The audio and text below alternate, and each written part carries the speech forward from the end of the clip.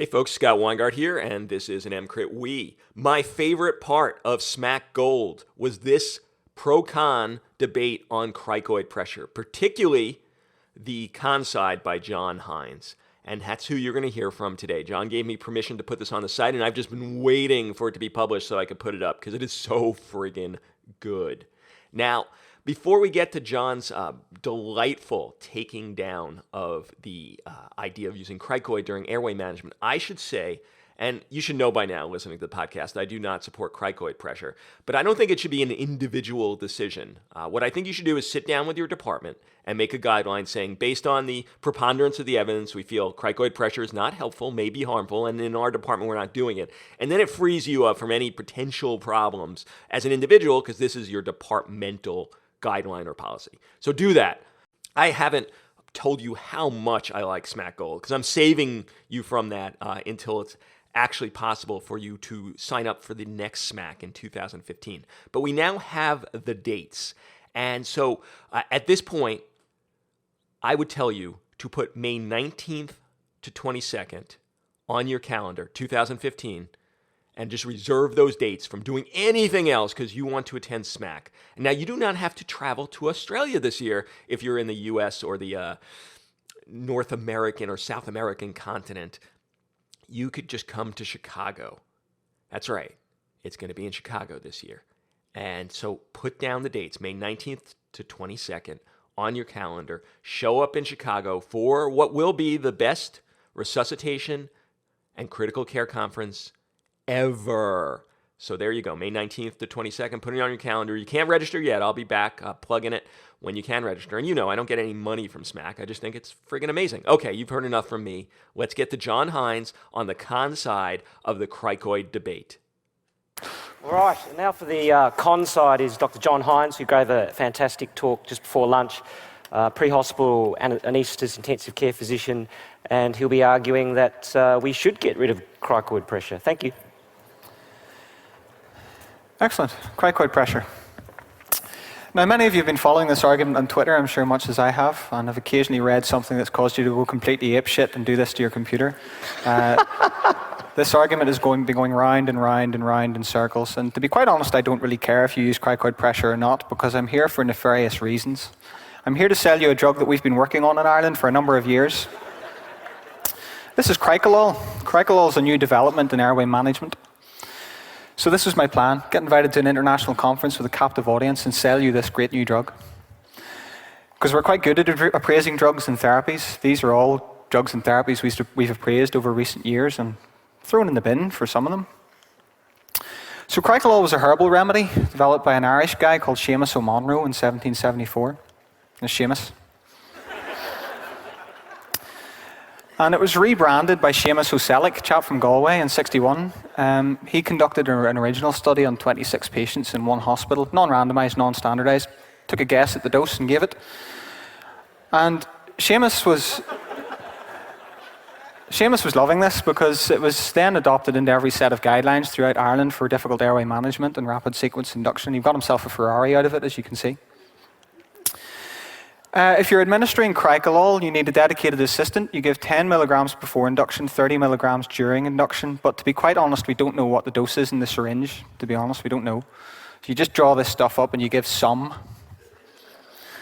We don't know how much is in an ampule. This was a study done by Seamus O'Cozial, a guy from Cork, looking at 105 perioperative nurses giving Cricolol during the induction of anesthesia. And really nobody knew how much they were giving. Only 5% gave the right dose. Great drug. So we've been using this stuff in Ireland for half a century. We've never done a randomized control on it showing benefit, but it's fine. We do have some BSE data. If you're unfamiliar with BSE data, this is bullshit surrogate endpoint data. So we know it's good if you're dead. If you're having an MRI scan and you're a volunteer, it's quite good. And you're probably thinking at this point, well, that doesn't really sound great, but at least I hope it's safe.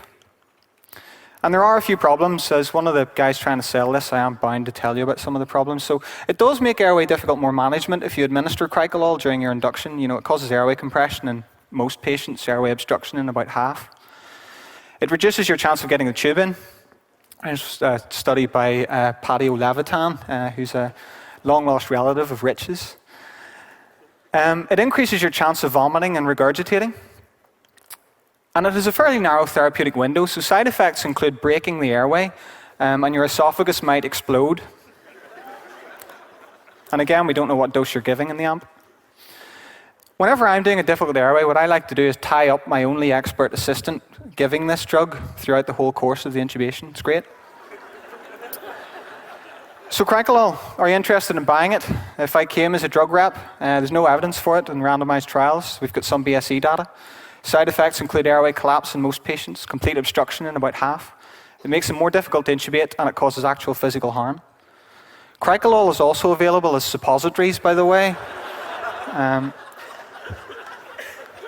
Because to be perfectly honest, for all the good it does, you might as well stick it up your arse.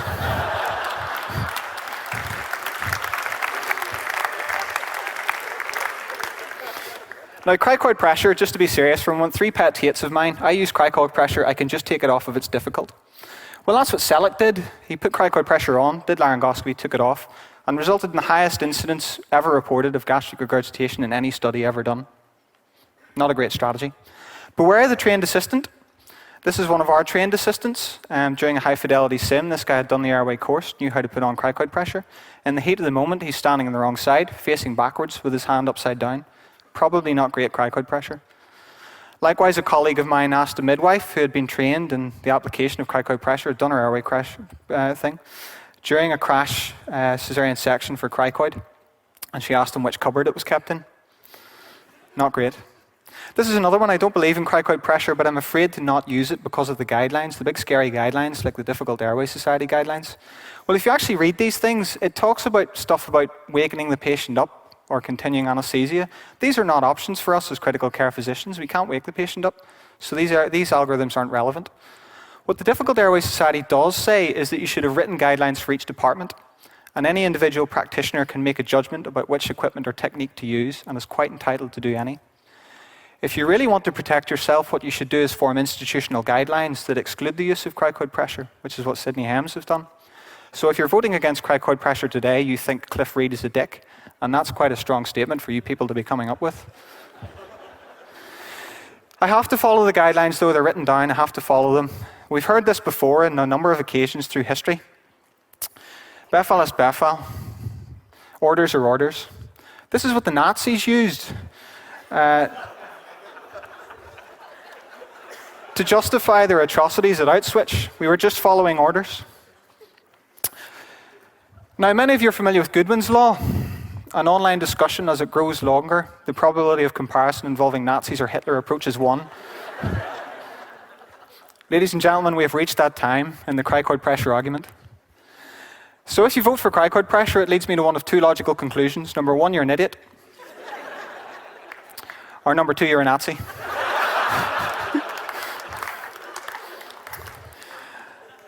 And if anyone is interested in buying some Cricolol, we do have a trade stand available in the main area. So I shall leave you with that.